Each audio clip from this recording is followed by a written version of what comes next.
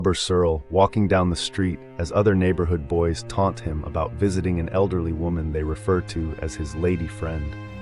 Bubber ignores them and continues to the rundown home of Mrs. Drew, known around the neighborhood as the Cookie Lady. She greets Bubber warmly, having just baked fresh cookies for him, his favorite treat.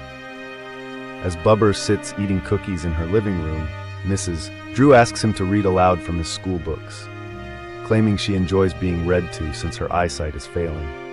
As he reads in a dull monotone, Mrs. Drew sits very close by, observing him intently. A strange transformation begins occurring. Mrs. Drew starts growing younger, her withered skin plumping up and wrinkles disappearing as she seems to feed off Bubber's youthful energy. However, the transformation is only temporary, and she comes home exhausted after visiting the eccentric Cookie Lady. Bubber's father said firmly, "Bubber, you can visit her only one last time." Bubber told Mrs. Drew that this next visit would be his last per his parents' orders.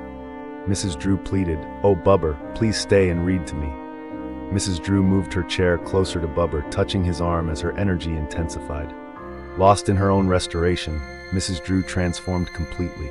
Bubber struggled home, needing to frequently stop and rest. Bubber's mother asked worriedly, "What is that sound?" They opened the door to find a bundle of dry weeds blowing in the wind. The implication was clear. Mrs. Drew's selfish rejuvenation had drained Bubber completely, leaving only his depleted remains.